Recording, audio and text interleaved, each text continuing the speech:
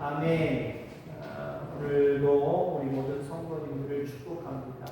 육체적으로 보여주시는 하나님의 능력으로 모든 상황들 잘 이겨내시고요. 영적으로도 여러분들의 영혼 가운데 부으시는 능력으로 믿음으로 승리해가는 우리 모두가 되기를 주의 이름으로 축원합니다. 아멘. 우리 인간은 무엇을 가장 두려움으로 생각할까요? 각각 다를 수 있지만 인간을 연구하는 사회학자라든가 그리고 우리를 지으신 하나님의 입장에서 보면 정답은 하나입니다. 인간의 두려움은 죽음에서부터 시작되는 거예요. 죽음에서부터 모든 걱정, 근심, 염려, 두려움이 다 거기서 파생돼서 오는 거예요. 인간에게 죽음이 없다고 한다면 우리는 걱정하고 염려하고 뭐 그럴 필요가 없어요. 그래서 우리 인간은 내가 좀 병들었다, 내가 나이가 좀 들어서 이제 죽을 때가 되었다라고 하면 믿음이 없는 사람 입장으로 바라보면요 두려운 거예요. 하루하루가 두려운 거예요.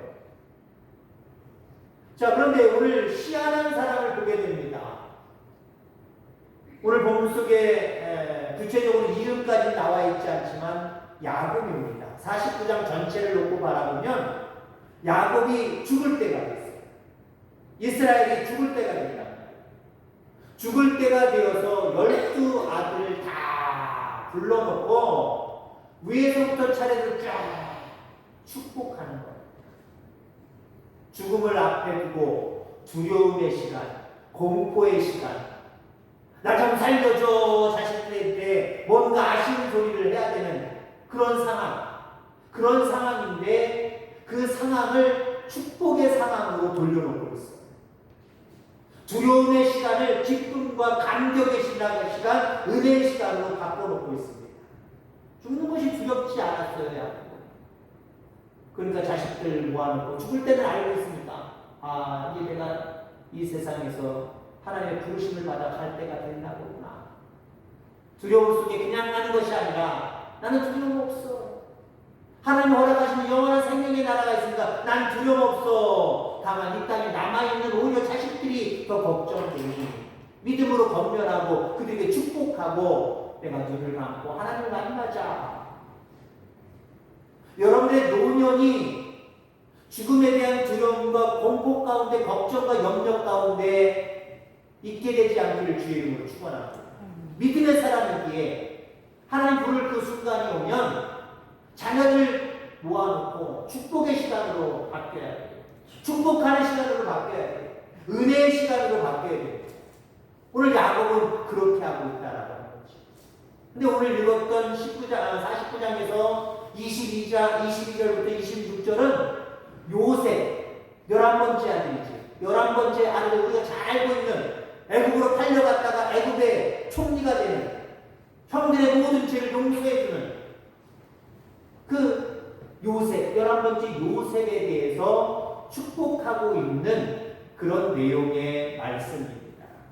이 말씀을 통해서 하나님께서 우리에게 주시기를 원하시는 세 가지 축복이 있어요.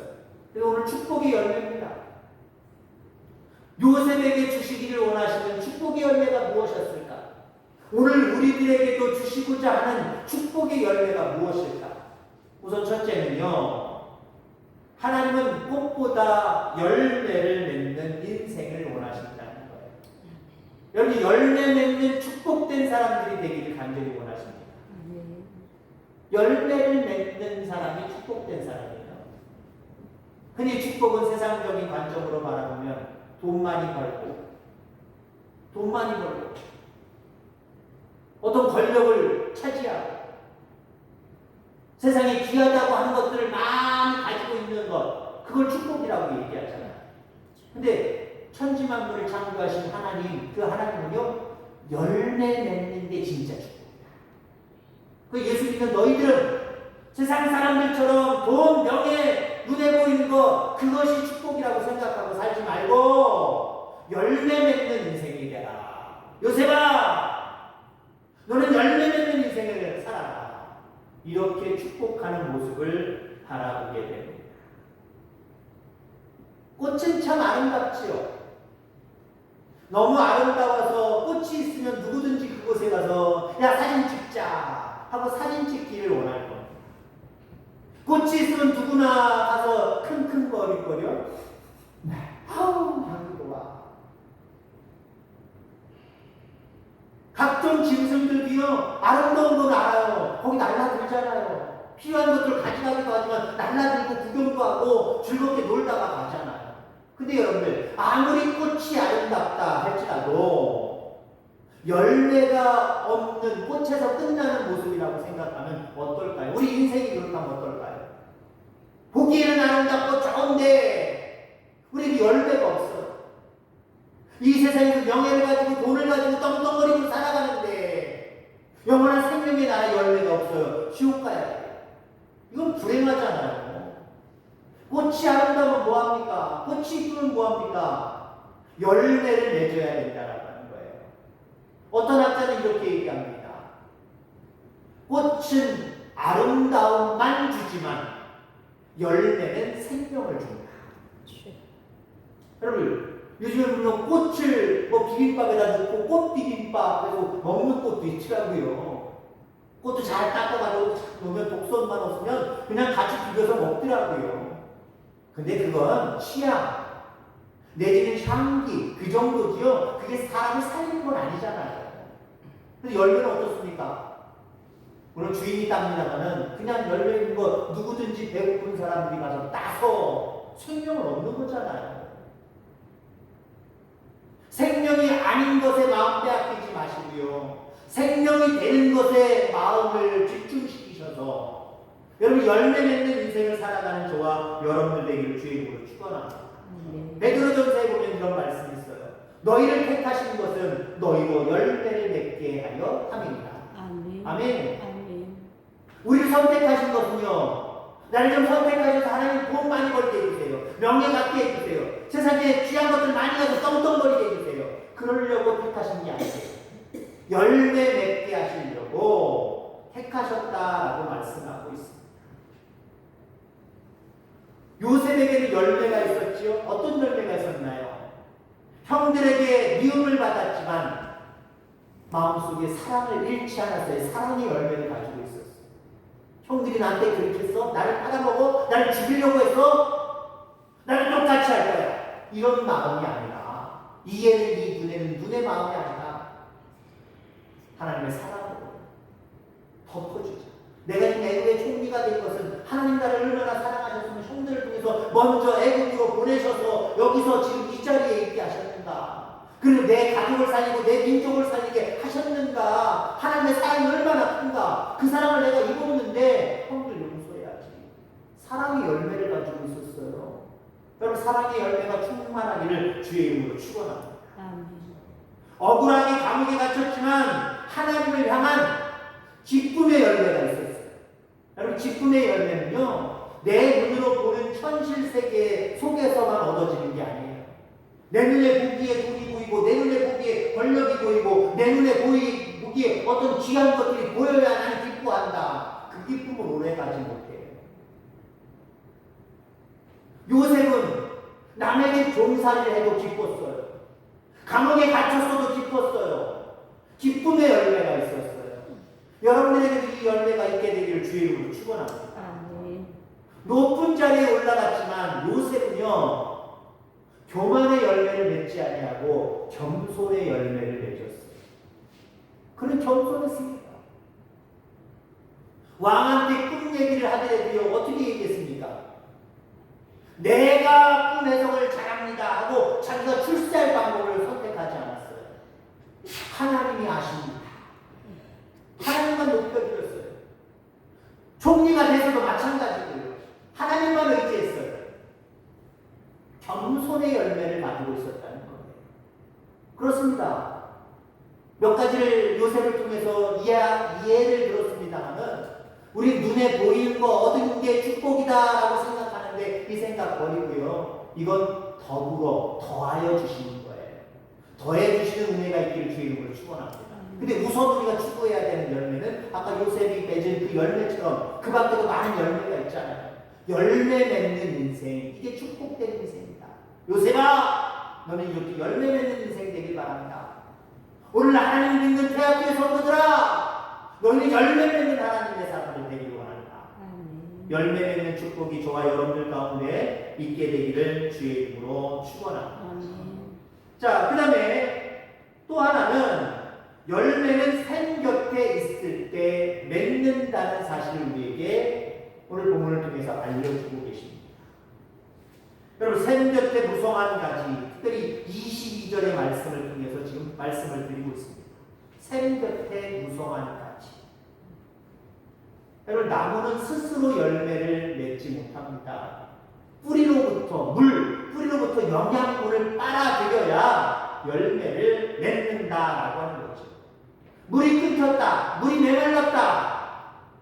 아무리 이미 풍성해 비해 소용없어요. 금방 말리는 거예요. 시간 문제입니다. 금방 말라요. 열매는커녕 생존 자체가 힘들어요. 말라비틀어 죽어요. 아무것도 맺을 수가 없습니다. 여러분들, 우리 영혼도 샘 곁에 있어야 축복된 인생이다라고 볼 수 있어요.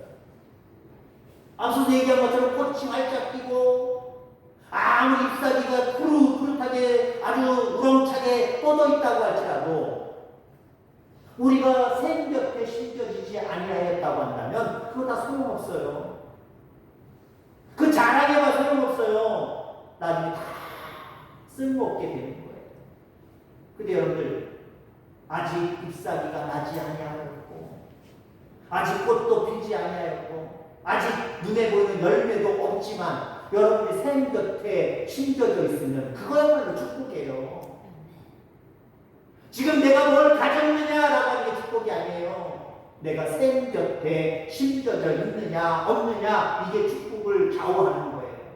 그럼 여러분, 오늘날 샘은 무엇입니까? 오늘 우리에게 샘은 무엇입니까? 하나님이십니다. 아멘. 말씀입니다. 아멘. 하나님의 은혜입니다.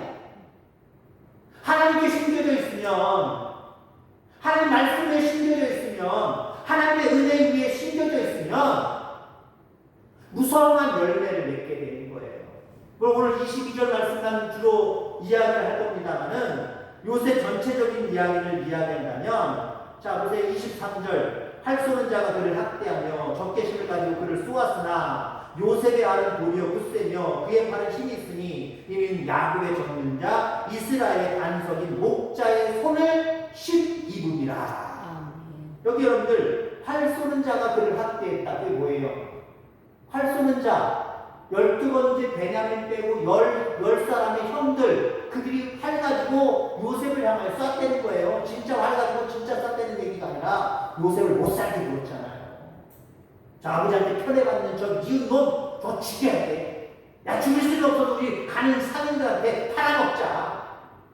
그럼 아버지한테는 죽었어요, 이것 보세요. 짐승들한테 날카롭게 뜯겨서 죽었어요. 그러잖아요. 그러니까 형들이야말로 뭐예요? 활 쏘는 자. 근데 어떻게 얘기했다고 이야기를 합니까? 요셉의 활은 도리어 굳세며 활이 꺾이거나 힘을 잃어버리고 결국 애국으로 팔려가서 아무것도 못하고 노예 생활로 일평생 거기서 고생하며 살아가야 되는데 살아나잖아요. 하나님이 함께 하니까 살아나잖아요. 남의 집살이 해도 딱 인정받은 게 살아나잖아요. 감옥에 가서 기력 듣지 않냐고 거기서 살아나잖아요. 왕을 만났어도 하나님이 그와 함께 하시니까 살아나서 애굽의 총리가 되잖아요. 그의 기세가 꺾이질 않았어요. 근데 그 원인이 어디에 있다고 이야기합니까? 24절 마지막, 이스라엘 반석인 목자의 손을 힘입음이라. 제가 얘기한 대로 얘기하면 하나님께 심겨져 있었기 때문이다 라고 말씀하십니다. 그렇습니다. 우리에게 축복은 무엇이 축복이냐? 하나님께 끝까지 심겨져 있는 사람으로 남으시기를 주의 이름으로 축원합니다. 지금 믿음이 좋아도 앞으로 믿음이 연약하면 아무 소용이 없어요. 끝까지 샘 곁에 하나님 말씀 앞에 하나님의 은혜 앞에 심겨져 있는 그 축복을 여러분들 다 받아 누리게 되기를 주의 이름으로 축원합니다. 아멘. 자, 마지막으로 2학년 우리의 축복은 담장을 넘겨야 되겠다. 오늘 22절 말씀해 보니까 그 가지가 담을 넘었도다. 라고 이야기합니다. 담을 넘어.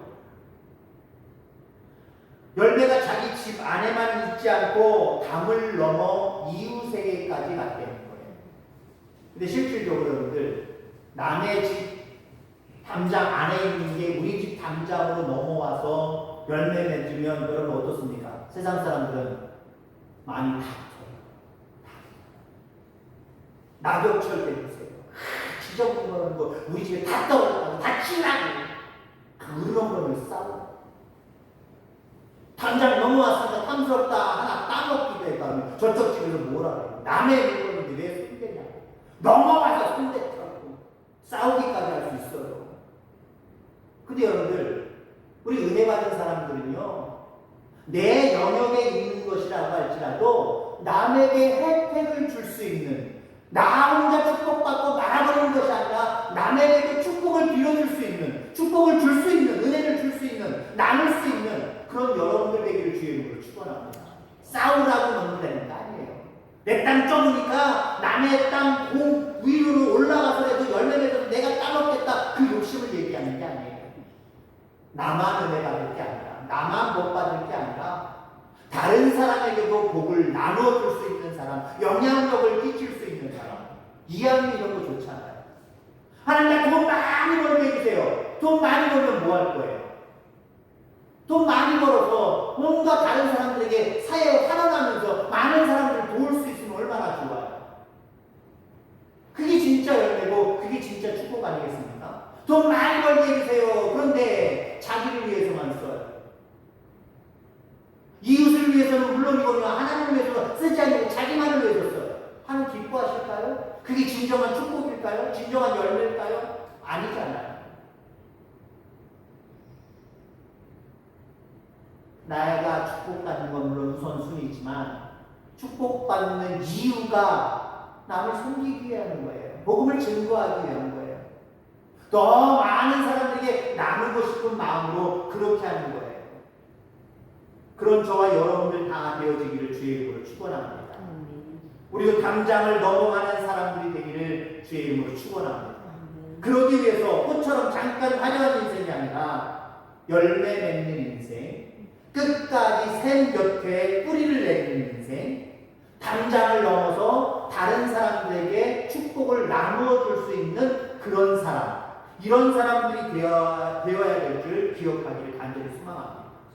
자, 그런데 우리는 이렇게 스스로 열매를 맺을 수 없다라고 하는 거예요. 예수님께 붙어 있어야 됩니다. 이게 가장 중요한 오늘 마지막 결론의 말씀입니다. 많은 축복의 열매가 있지만 그 열매 우리는 스스로 맺을 수 없기 때문에 어떻게 맺어야 되느냐? 앞서서 샘 곁에 심겨져 있다라고 하는 말씀을 다른 말씀으로 얘기하면 하나님 곁에 붙어 있어야 돼요. 원가지에 붙어 있어야 됩니다. 요한복음 15장 5절 말씀에 보면 나는 포도나무요 너희는 가지라. 그가 내 안에 내가 그 안에 거하면 사람이 열매를 많이 맺나니 나를 떠나서는 너희가 아무것도 할 수 없습니다. 아멘. 주님과 함께하면, 주님과 동행하면 우리는 반드시 앞서서 이야기한 이 열매들을 맺을 수가 있어요. 근데 주님과 함께하지 않으면요, 우리 주여 하고 그 열매를 바래도요, 그 열매 하나도 맺을 수가 없어요. 늘 샘 곁에 심겨진 여러분들 되기를 바라고, 하나님과 끝까지 함께하는 그런 믿음의 사람들 다 되어져서 하나님이 주시는 놀라운 축복을 받아 누리며 많은 이웃들에게도 나누며 살아갈 수 있는 저와 여러분들 다 되어지기를 주의 이름으로 축원합니다. 하나님 아버지 감사합니다.